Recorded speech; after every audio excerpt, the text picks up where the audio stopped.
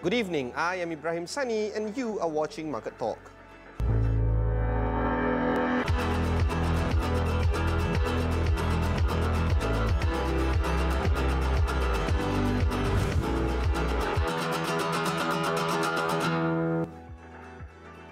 Welcome. Budget announcements have revealed that the allocation for Higher Education Ministry will increase next year.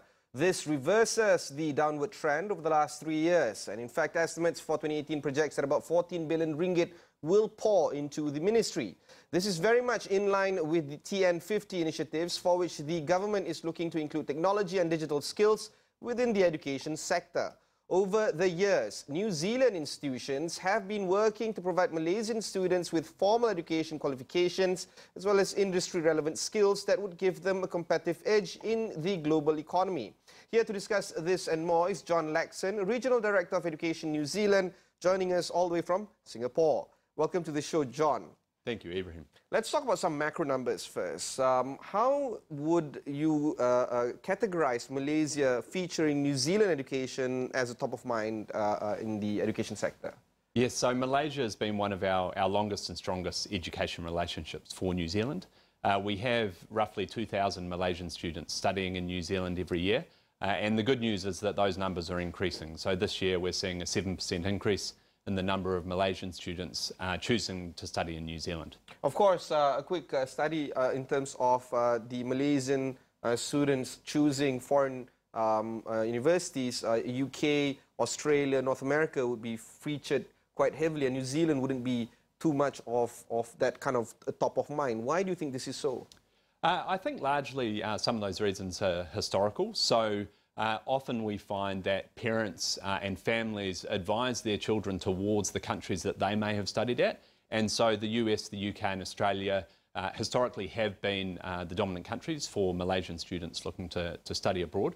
But we are finding increasing numbers of very vocal Malaysian alumni who are promoting New Zealand as a destination. And more than 90% of graduates from New Zealand institutions strongly recommend New Zealand as a destination.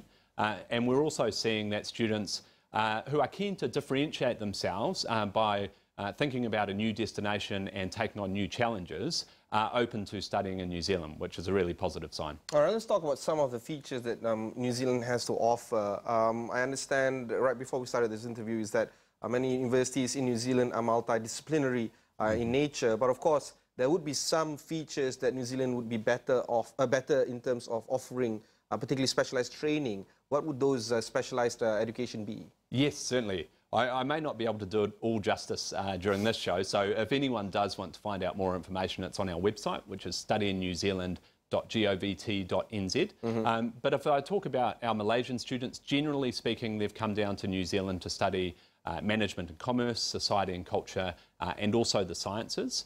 What we're seeing increasingly these days are students looking to study at one of our universities that are ranked, say, in the top 50 or 100 in the world. And we have a few disciplines and specialisations in all of our universities that have those rankings. Most notably, they would be in areas like civil engineering, information technology, particularly cyber security, which is becoming a more relevant subject discipline these days, and also in sustainability and agricultural sciences. And again, we're seeing a very much an increasing demand for those sorts of subjects, given the challenges and sustainability challenges a lot of our countries are facing today. In fact, one New Zealand company, one Kiwi company that I interviewed, Whittaker Chocolates, they say that the priority right now is not just to build good products and services, but to build sustainable products and services, including manufacturing, the manufacturing aspect of it. And it's not just exclusive towards Whittaker Chocolates as well. Many other companies that have joined in this show discusses quite extensively sustainability being the forefront of their preoccupation right now. Do you think that New Zealand has an edge in terms of offering sustainability training for students to understand better, particularly in the realm of manufacturing? Absolutely, and it's something that New Zealand, since our founding really, has rested upon the natural resource endowments that we've had. And in New Zealand we have a very bicultural country, so our founding Maori population and our European settlers signed the Treaty of Waitangi, which is a document, and implicit with, or explicit within that is the concept of sustainability, of guardianship. So it's something that is not just a recent development for New Zealand, it's a long-standing founding principle of our country, and we've seen our universities develop world-leading research strengths in line with that founding principle. And speaking of which, it's nice that you brought this up. We understand that New Zealand does have a very close-knit relationship in terms of working with the indigenous communities, not normally seen in many Western countries. In fact, if something that New Zealand can be proud of, other than the Lord of the Rings movies, would be on the collaboration with the Maori communities.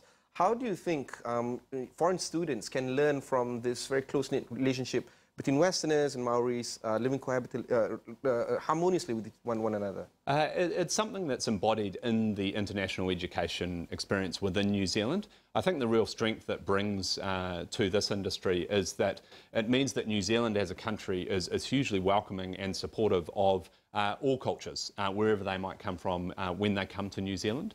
So tourism is our #1 export industry. International education is our 4th largest industry, with more than 130,000 students visiting from more than 180 countries.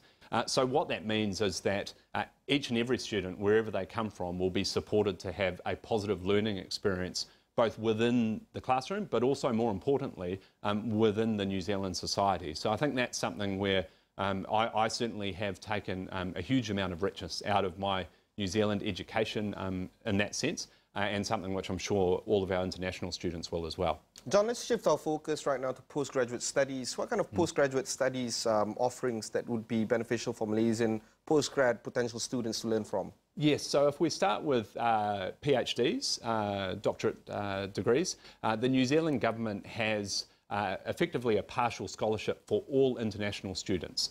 So that means that you'll be paying between probably 15,000 and 25,000 ringgit for the academic fees per year, which is an explicit policy by the New Zealand government to attract the best and brightest from around the world to come and study at our universities, which are all ranked in the top 3% globally. And so that means if you combine the rankings with that scholarship policy that the New Zealand government offers, you're getting better value for money in New Zealand than we would argue anywhere else in the world. Does this also mean that the process of getting scholarships or endowments or grants can be facilitated by the Education New Zealand office? Yes, so that particular policy is open to all international students, so it's just a set policy. There are no processes required apart from getting approval to study a PhD program at one of our universities. But beyond that, we have a range of scholarships, ASEAN scholarships, as well as scholarships offered by our New Zealand institutions. And again, if anyone is interested in finding out more about those scholarships, they can visit our website, and it includes information on quite a comprehensive range of opportunities for scholarships in New Zealand. I'm sorry, I have to sound like a broken record, but what would be the kind of normal or frequent postgrad studies that people normally opt for when they go to New Zealand university? Yeah, so one frequent pathway is where students are looking to change discipline and say do a commerce-related master's program, whether it's an MBA or the likes.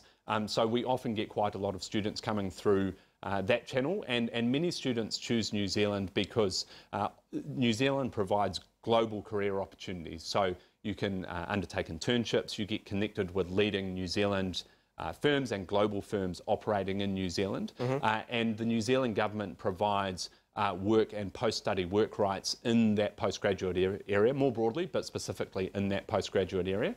So that's where we find students who want a real-world career experience can come to New Zealand and help to furnish out their education and career CV, particularly if they've done undergraduate in their home country. All right, John, we'll take a short break, but when we come back, we'll discuss a little bit more about some of the collaborations that Education New Zealand has done with Malaysia. Don't go anywhere.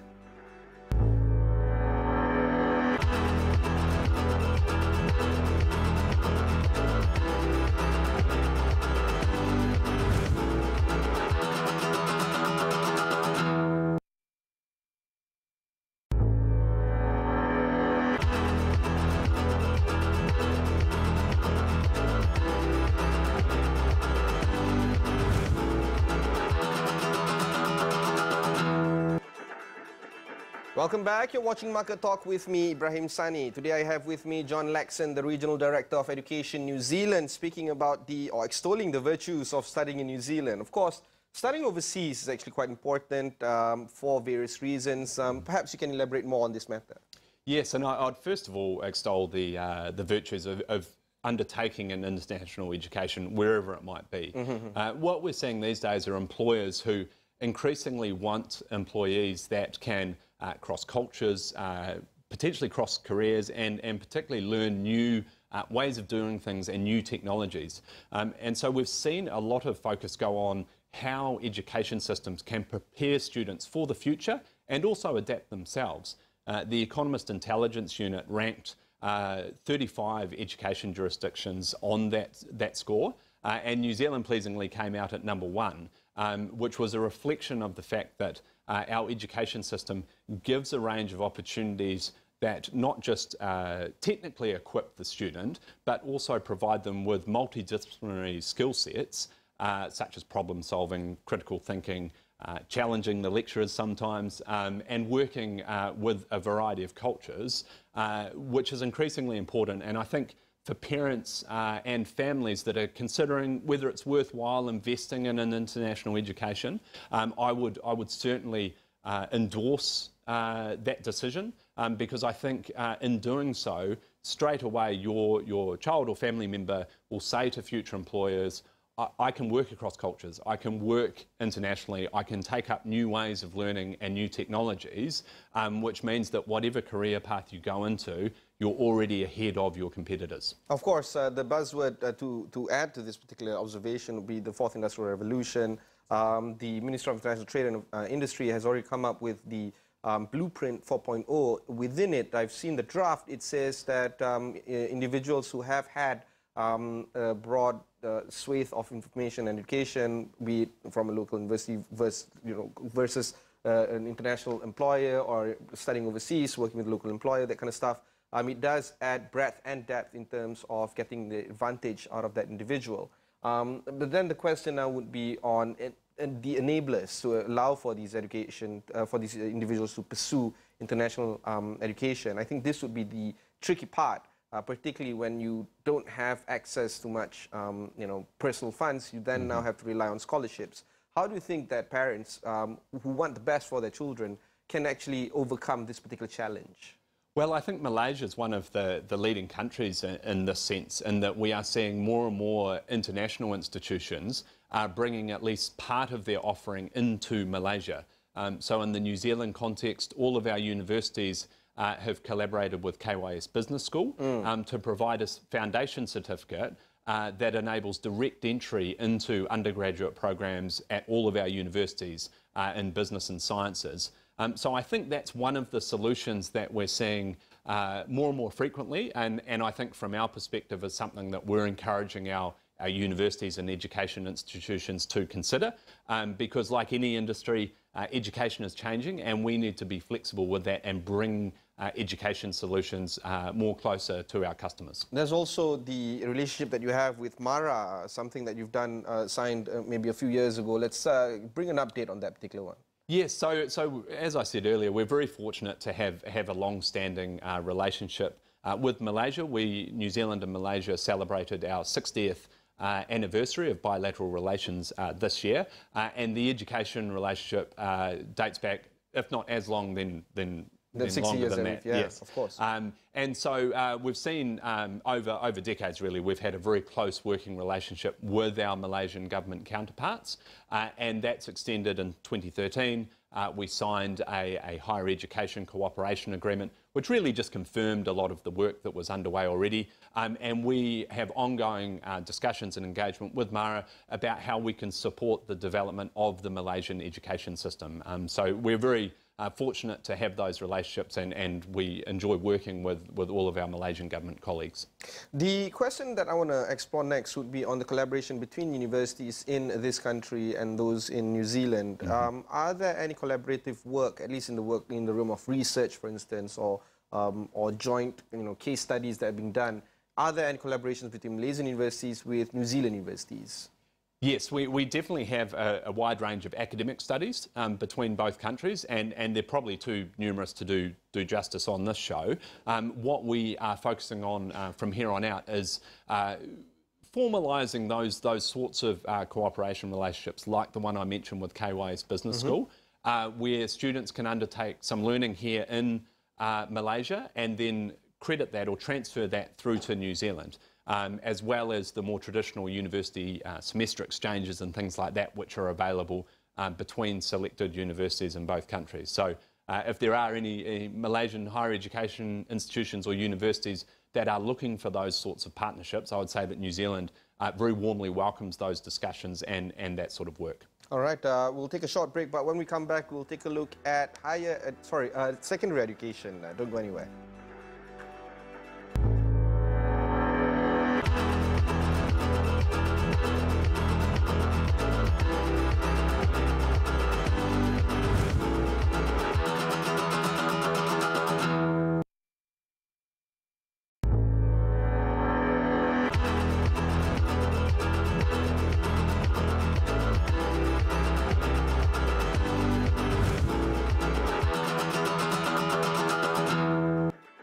Welcome back. You're watching Market Talk with me, Ibrahim Sani. Today we are looking at Education New Zealand with John Laxon, the Regional Director of that institution. Of course, we've been talking extensively about tertiary education, undergrad, postgrad. I think we want to talk also about the secondary education there. What kind of landscape are we looking at in terms of international students taking up secondary education in New Zealand?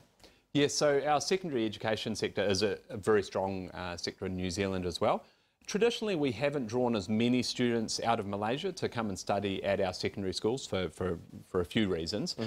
But we do see secondary education being particularly popular amongst our Thai and Vietnamese students.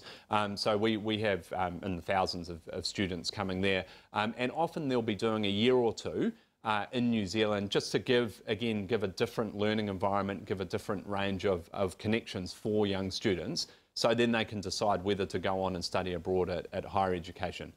So our secondary school sector is again world ranked. Our private schools, for example, are ranked third in the PISA international rankings. So, and in addition to that, our curriculum, again going back to the Educating for the Future Index, is embedded with technology and critical learning skills that help students to go off in any range of academic or employment careers. Would the transition to go into tertiary education be made easier if you have had a secondary education in New Zealand?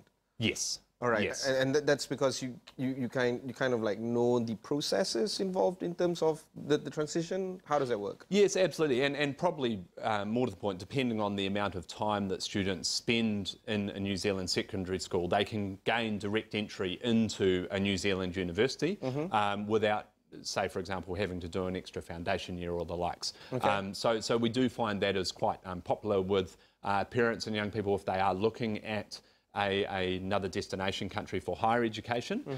It can actually be more productive, so to speak, for them to do a few years in the final years of secondary school and then enter that higher education system. If I want to compare and contrast the secondary education system in Australia, where you have year 10, 11, 12, and then you go into first year university, is that a parallel to education in New Zealand? Yes. Okay, so again, we can skip the foundation year or the matriculation year or that kind of precursor year to the first year of studies in university. Yes. So in New Zealand we have 13 years of schooling, and so which means that after that 13th year, our students go directly into university. So often what we do find is that where students have come from other jurisdictions where there may be 12 years of primary or secondary schooling, then they will do that foundation year just to top up. So that's something that, depending on where you go into the New Zealand secondary school system, you can go straight through. Right. There are some interesting observations that I want to make about the education system in New Zealand as well, including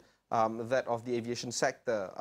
Before starting this interview, you were hinting about the fact that aviation is a big thing in New Zealand as well, and I can't seem to find the connection there, because if you think about aviation, we think of, say, Boeing, and therefore Seattle would be it. You think about Toulouse or Wales, and therefore Airbus would be it. But New Zealand is not there in terms of the manufacturing sector of aviation, but it is there in terms of the education sector of aviation. How does that tally up? Yes, there are a few industries like that where New Zealand's a little bit unknown in terms of the world-leading skills and technologies that we have. So aviation's one. I think our film industry, particularly our education institutions that are developing out of our film industry, is another. But to your point on aviation, so Air New Zealand is our national carrier. It's won several World Airline of the Year awards over recent years. And through that airline, we have a very strong aviation engineering industry in New Zealand, and Air New Zealand itself has its own aviation engineering school. New Zealand also has, for pilot training, very suitable conditions for flight training.